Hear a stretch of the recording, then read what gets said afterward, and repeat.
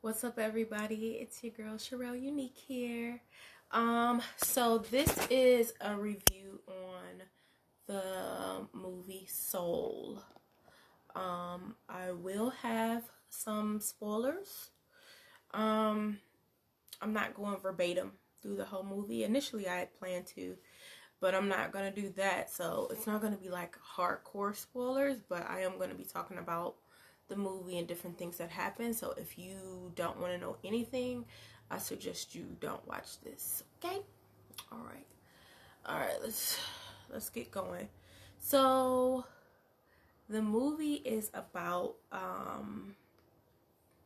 the main character, Joe Gardner. He is a teacher. He teaches jazz in a school, and they give him a raise, a promotion, and so they offer him a full-time position, and he's not excited about it because he would much rather be doing music full-time. And so his mother, he tells her about the job. She's like not here for it, for him doing music full time. Like she's here for the job, but she doesn't want him to be like relying on music, being an entrepreneur out here, just freelancing. She wants him to have a real job with benefits. So this position is like right up her alley, but it's not up Joe's alley. So, Joe then hears from one of his former students who plays for this famous musician, Dorothea. And that youth provides him with the opportunity to play for Dorothea. And Joe really like looks up to her, wants to play for her. He's like, I will die a happy man if I get to play for her. So he goes and auditions for her, and she loves him. And so she allows him the opportunity to play for him. He just got to be there at a certain time that evening so he can play. And what does he do? He falls into a pothole and he's in a coma, about to die, pretty much. And so that's what sparks this journey of the meaning of life, what your spark is, passions, and the pursuit of passions and whatnot. Like I said, initially I was going to go verbatim through the whole movie, but I decided not to.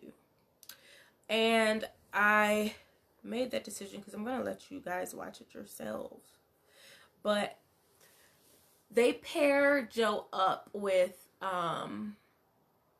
a soul that has been unmatched with a body, and the name of that soul is 22. 22 is obnoxious, meh, can't decide what she wants to be connected to as far as like what she enjoys. Like, does she enjoy writing? Does she enjoy baking? Does she enjoy music? Does she's just unenthused about everything. And so Joe's idea is, hey, my spark in life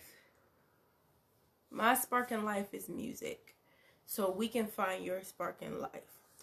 I thought this was pretty cool because the pairing of Joe and 22, it was they kind of connected that with like a soulmate and what a soulmate would look like. I thought that was pretty cool because it wasn't like a romantic connection, because sometimes when we think of soulmates, we think of something that is romantic, and it's not always romantic. Sometimes it's a purpose mate, somebody that helps you get to that next part of your life, or just some kind of revelation that opens up some kind of door for you, physically, mentally, whatever. It's that person you were supposed to meet up with. So the people that connected 22 and Joe, they were named the Jerrys. And I want to make sure I say this correctly. The Jerrys was kind of like this unisex figure. It was partially female, partially male. It was blue and it was pink. And it said it's the coming together of quantized fields on the universe. That's what they explained it as. And they explained that Joe was not dead, or at least not yet. So they sent him to the U seminar. So basically he was in a coma, and they sent him to this U seminar where you learn about you, and that's where he met 22. And so him and 22 go on this wild adventure. 22 ends up in Joe's body. Joe ends up as a cat who is directing 22 all through Earth, because this is 22's first time in Earth, but 22 is experiencing Earth in a black man's body. Okay. Kind of weird when I explain it, but it's pretty cool when you watch it. So then it actually cuts to 22 finding her spark, and Joe realizing what the spark actually is. And so the spark is not your passion or purpose, which is Joe's passion and purpose is jazz music. It's actually inspired by your passion or purpose. So the spark really is that joy of life. And that thing that causes you to live. Sometimes your passion or your purpose can go along with your joy of life. That's why Joe got it wrong, because he was thinking that, okay, I have to complete this in order to have my spark. This is my spark. Jazz music and me playing with Dorothea. So I have to get here to play for Dorothea. But that was not the spark at all. The spark became that thing, that motivation, that enthusiasm, that thing that causes you to live life.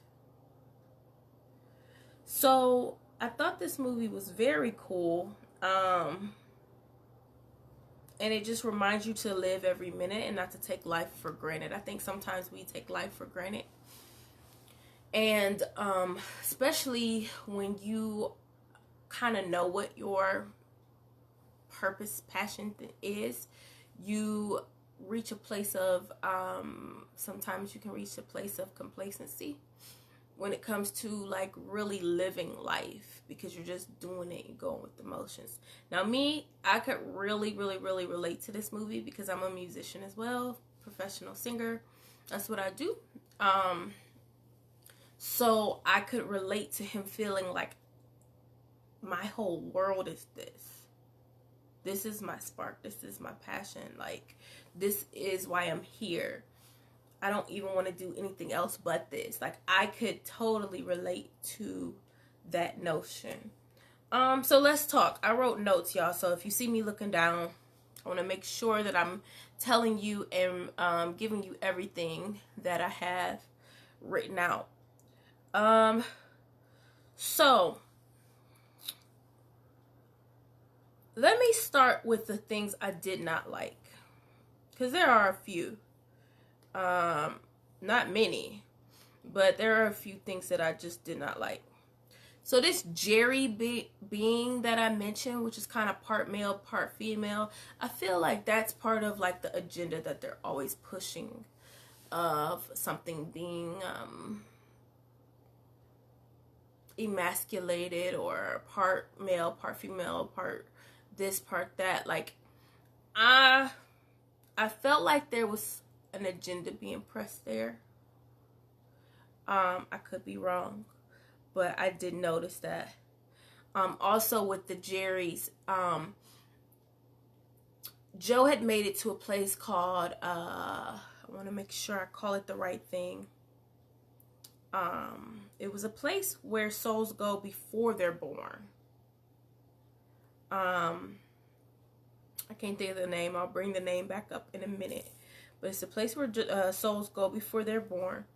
And in that place, the Jerry's was giving these little baby souls their personalities, right? Pretty much pushing the idea that your personality is just who you are. You can't change it. That's what you were born with, right? And I don't necessarily like that being pushed because, it just suggests, I think we live in that society where they're pushing that narrative that you're born this way, or you can't change things about yourself because this is just who you are.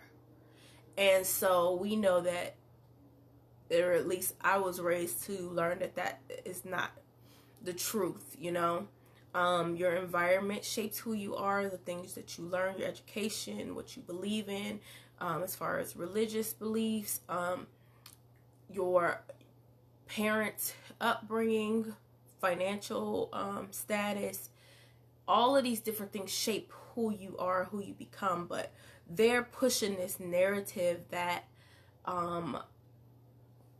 you was just already given this personality, so that's just how you are. Reminds me of when I work with kids and the kid has behavioral problems and the parents like, oh, well, that's just how he is.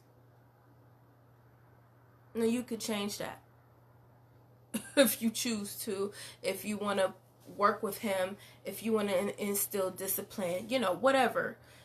That doesn't have to be how they are. So yeah, I kind of had a problem with that.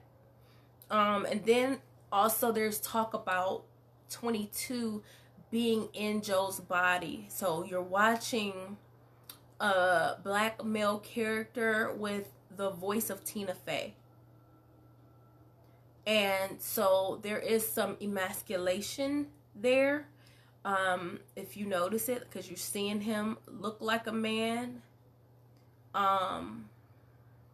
He's acting like a man, but he has this girl voice. So there is a problem with that. I do know what they were trying to do with the movie. But there's a problem with that. That's one of my flaws, okay?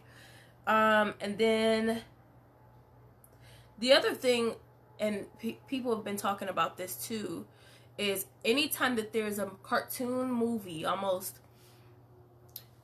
where there's black characters, they always have to change the character into something else. We saw this in Princess and the Frog where they turned her into a frog. Main character, Princess Tiana, she turned into a frog. Then there was, I think it's called Spy in Disguise, if I'm not mistaken. Will Smith does the voice for that. And he's a spy, black male, very cool, but then he turns into a bird for a good portion of the movie. And then with this movie, Joe Garner, black male, he turns into a soul, a little blue character. So that is a big controversial thing going on right now where our black characters have to be turned into something for a good portion of the movie. So that for me would be another negative that would go in with this movie, Soul. So yeah.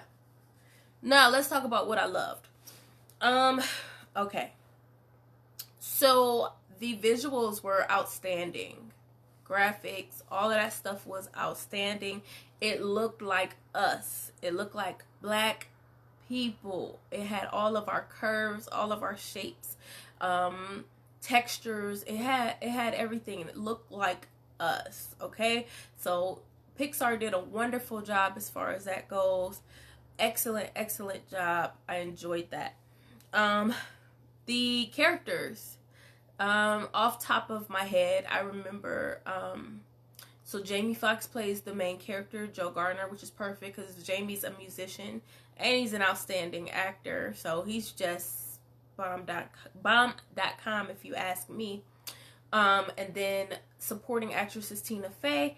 I love Tina Fey. She's super cool. I like her a lot. I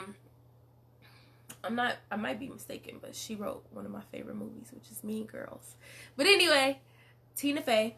Whoopi Goldberg played Dorothea. You had Felicia Rashad in the movie. She played Joe's mom. So we had some heavy hitters in this movie. So I wanted to make sure that I point that out. The music was wonderful. I loved hearing the jazz music and the jazz solos. I would like to see, I'm going to do more research on who the people who were actually playing, who that was. Because they were excellent. It was wonderful to listen to. What else? Yeah. So I already mentioned the idea of soulmates and how they approached that in the movie. I really enjoyed that, and how, sometimes it's a purpose mate. Sometimes it's that person that you're spiritually connected to that takes you to another place in your life, or you help them, they help you.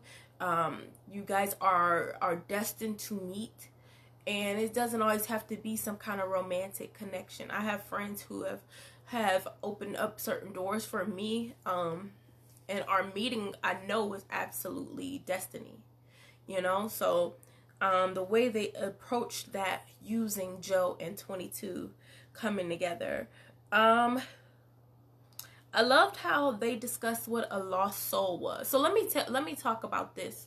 This movie is an adult movie, but it's kid friendly. So your kids can absolutely watch the movie. There are visuals, they might get a little scared by the lost souls, but I'm sure they've seen worse than that. I don't think there was any foul language in the movie. If it was very few, so much so that I can't even hardly remember anything. But it's an adult movie with adult themes, and it's definitely something that if you're gonna let your kids watch it, that you should talk to them about, because it does deal with adult topics like your soul, and like death, and like being in a coma, and being a lost soul. It talks about all these type of themes, and I think that if you allow your children to watch it, it's safe for them to watch. But I think that a discussion definitely needs to be had, especially if you're a Christian. Talking about what happens after death, that kind of thing. There should be a discussion, because they will be talking about those kind of things. So let's talk. So in the movie, there are people who are the lost souls. And the lost souls are people who are obsessed with something that disconnects them with life. Maybe that could be drugs. Maybe that could be depression, anxiety, financial worries, which could fall into anxiety, maybe grief. It's the way they explained it in the movie. It is an obsessed something when you're obsessed with something that disconnects you from life. So it absolutely addressed these things. I thought that was pretty necessary for them to talk about these things, especially in this movie, because it's a lot of us, myself included, especially recently with the passing of my great grandmother. She's like my second mom. It's a lot of us who are walking around here disconnected, lost soul. Maybe once you weren't lost, maybe now you are due to trauma. You think about all the trauma that has gone on here in 2020, and so when we think about that, it's a lot of us walking around in a lost state. So some people were talking about how this movie was, because it came out Christmas Day, and they didn't think it was appropriate for Christmas. And me, I have mixed feelings about that. You know, we know that that's a money game. Christmas, they're gonna make their money. People are gonna be watching it, especially with these COVID restrictions.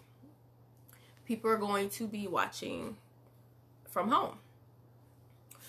On the other hand, this movie was absolutely appropriate for 2020. We've been dealing with a lot of deaths. We've been dealing with a lot of illness. We've been dealing with a lot of lost souls. And people have lost their spark in life. So I feel like the movie was absolutely appropriate for this year. Okay, so let's talk some more.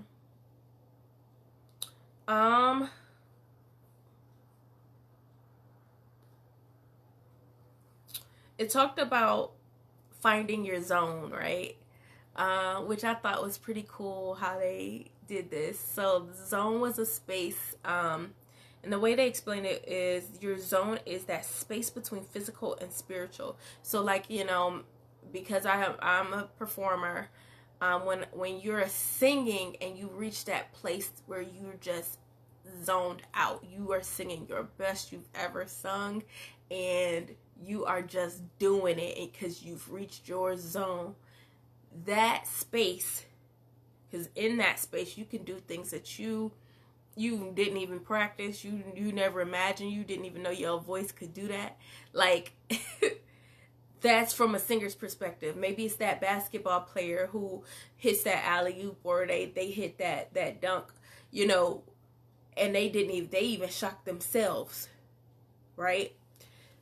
The movie touches on that zone and that space, being in that zone. I thought that was pretty cool.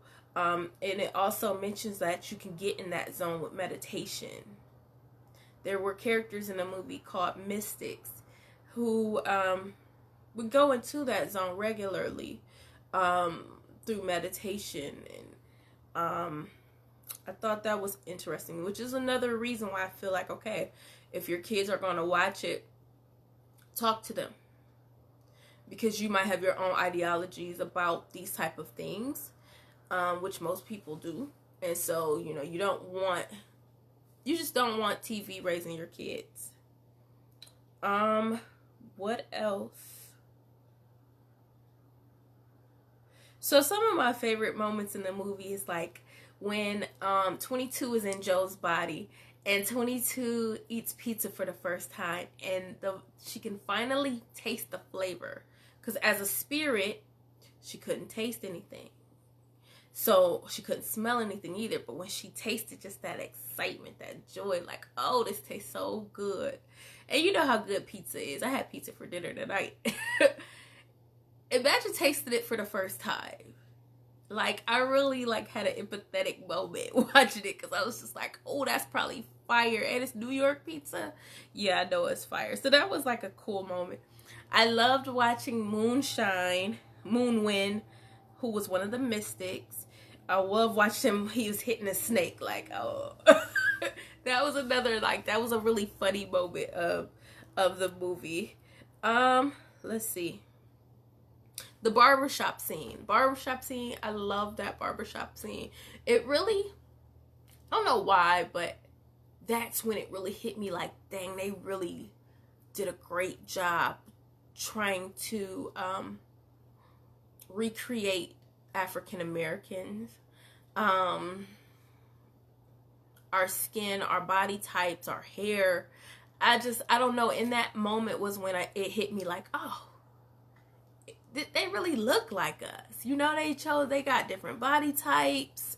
You know, Joe is slim, thick, I guess. He got the pot belly, but he's slim all over. Like, they got different body types, different body sizes, different heights, different haircuts, and styles that we would actually have. And it just really looked like us, and I really appreciated that. So the barbershop scene really showed that to me. Let's see. Ooh, so here's some quotes that hit me in the gut, okay? Joe is talking to his mom, right? And he tells her, music is what I think about from the moment I wake up in the morning into the moment I fall asleep at night. I said, whoa, I could absolutely relate to that. When you think about music or singing or whatever your passion is, maybe it's football, maybe it is cutting hair, maybe it's cooking, that thing that you think about from the time you wake up to the time you go to sleep at night. Like, I could really that hit a nerve when he said that. And then even with his mom's response, she said, you can't eat dreams for breakfast. You know, Joe's mom wanted him to have job security. You know, she wanted him to have something tangible that he could really benefit from. You know, his dad was a musician, and she would pick up the bills whenever he couldn't take care of it. Because as we know, like, sometimes being a musician, that means you're a hustler. It just is what it is. It's a hustle. You sometimes make really great money. Sometimes you don't. Sometimes everything's booming. You got gigs. Sometimes you don't. And us musicians really felt that this year. During the COVID pandemic. And so she wanted him to be secure in the job that he chose to do. And so she wasn't enthused about the music thing. And I remember having that conversation with one of my relatives. Because she's just like, well, that ain't gonna pay the bills. Like, you need to be focused on your career in social work and going further in that. And at that time, I was like, I'll do that casually. I want to sing. So I remember having that conversation. So that part really hit a nerve for me. Let's see. And he said, afraid that he was going to die and that his life wouldn't have amounted to anything. So Joe was to the point where he was afraid that he was going to die and his life wouldn't have amounted to anything. That's if he could not carry out his passion. And I could absolutely remember feeling that way, especially this year when my grandma passed. It was like, what am I here for? Why am I here? For what? You know? And if I can't do what I like to do, then, I mean, what, I've done this for so long, and you telling me that it's in vain? So these are little things that hit a nerve with me. You might not be able to relate. Maybe you can, maybe you do. If you can relate, write in the comment section, let me know. But these are just little things I was like, oh, it was like pew, pew, pew, pew, pew, pew, all up in the heart and soul. And it was a wake-up call. Because ultimately this movie is not about you finding your passion. It's not about you finding your purpose. It's about finding the enjoyment of life, the joy of just living, the excitement of just being here. Finding fulfillment in just being alive, right? And Joe got to watch himself, and here's the significance of 22 being in Joe's body. Joe was the cat, 22 was Joe. The cat got to watch Joe enjoying life again.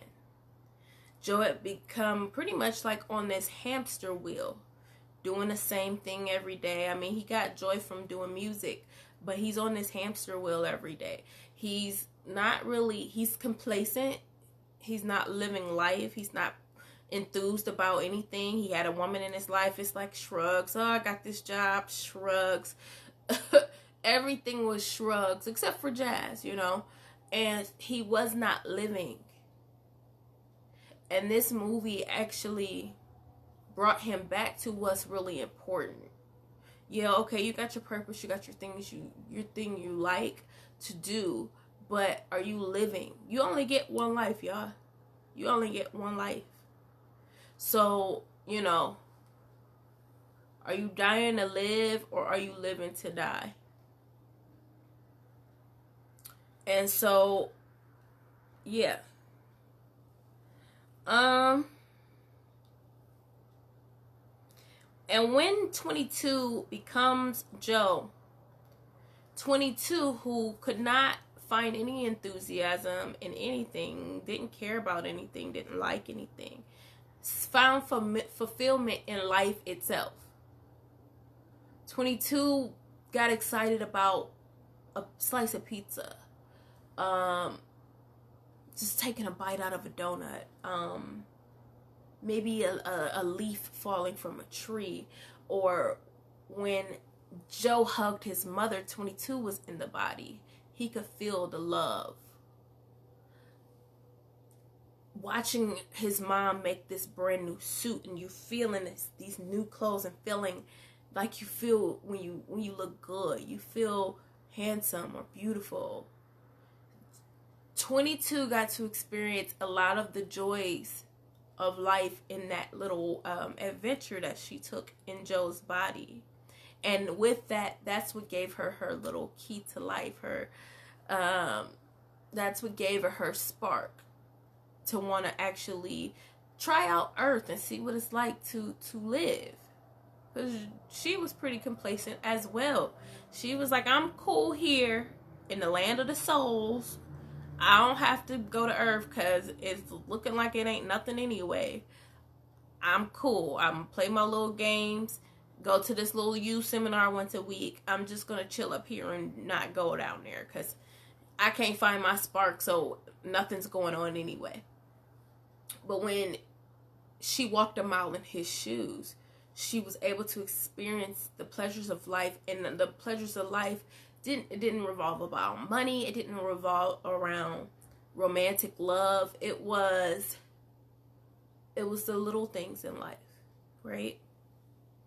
So I thought that was beautiful. All right. So what else? So Joe made it back, and this is a spoiler. Joe made it back just in time enough to play with Dorothea, which is what his life dream was. He did a wonderful job. He got a standing ovation from the crowd. And what he said was, he said, I've been waiting on this day my entire life, and I thought it would feel different. That's what he said to Dorothea. Thought this would feel different. Finally made it here, right? You ever made it to like a dream or a goal, and you be like, you reach the high, but when you come down, it's like, dang, I thought everything would be different, but it's still the same. So she proceeds to tell him a story about a fish who was looking for the ocean, and the fish asks an older fish, like, hey, do you know where the ocean is? And that older fish was like, you're in the ocean. And the younger fish is like, oh, I thought this was just water. So, you're in the ocean. So sometimes we're looking for things that are right underneath our nose, right? And we miss it. And it goes like right over our heads, right? And sometimes we're looking for happiness and joy and fulfillment in these external things, when really it's internal. Happiness, let me say this. Happiness is temporary. Joy is what we should be looking for, right? And oftentimes we find ourselves looking for happiness, like I said, in these external things. It could be a boyfriend, girlfriend. It could be in money. It could be in that house that you want, that job you want. You're looking for peace and happiness, and you're looking for these things to fulfill you. But that stuff is internal. That stuff is spiritual. Right? And that's kind of what the lesson is. Okay, so you accomplished this thing that you've been trying to accomplish your whole life. But what has changed? So I have a short story, right? So I took leave from a job, and it was about time for me to decide if it was time for me to go back to the job or not. And my grandfather was like, well, was the job the problem or was it you? And I told him all these different things that I had a problem with. And he said, is the job the problem or is it you? And I stopped. And he said, because you don't want to take that old person to the job, to a new job. You take the old person to the new job, you're going to have the same problems that you had at the old job. The changes within you, right? So that's what I took from this movie. Let me make sure I didn't miss anything.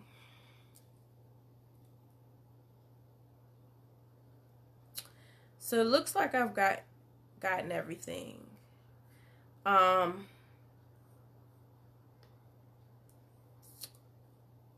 As far as like the meaning and stuff, but it's really talks about when you're ready to live life. When are you ready to live life? Are you ready now?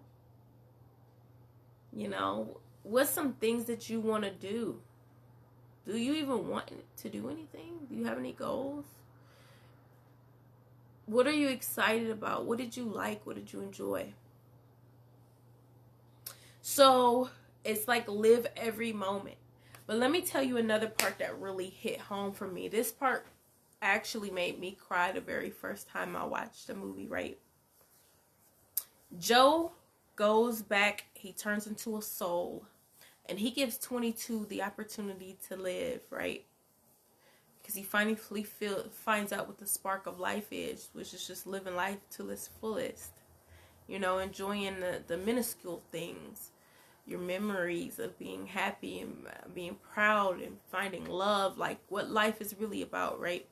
He realizes that he had already experienced those things, and he, at that point, wanted to give 22 the opportunity to experience those things. So he goes back to that realm where the souls are, and he gives 22 that opportunity, right? Once he frees her, she becomes a lost soul. He frees her from that. And then he tells her that he'll go with her. And she said, you can't. And he says, I know, but I'll go as far as I can. And he proceeds to go with her to Earth, right? He can't go with her the whole way. He stops about halfway, and then she proceeds to go on to live her life. That part of the movie brought me to tears. That part of the movie reminded me of my great-grandmother. She was with me for 35 years, and she walked me that much of the way, to the point where she went as far as she can go with me. And she has to let me live life. I don't want to cry here, so I'm logging off. ASAPers. But that part hit home. So all in all, this movie for me was fantastic. Couple little things I didn't like when I think about them a little more critically.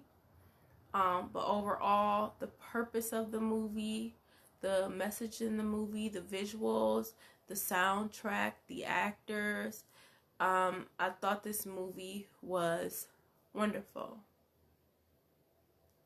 And so, especially if you are a musician, or if you are seeking your passion in any way, shape, or form, and you find yourself in a complacent place, you find yourself questioning, in an ambivalent, I guess that's how you say it, state of mind, like, what am I doing? What am I even doing here? This movie speaks to that, and so many of us are walking around feeling that way, especially in 2020, especially during these hard times that we have going on. Trauma can absolutely put you in this space of being like, And what? What? Okay. So I'm here for what?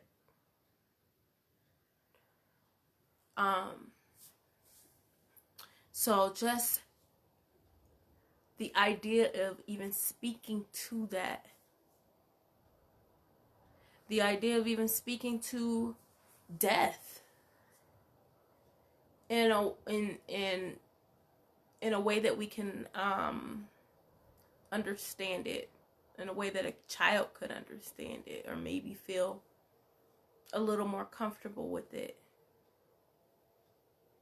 I just think the movie was phenomenal. Yeah, that's my review. I think I've said enough. I think I've done too much. I gotta go to bed, y'all.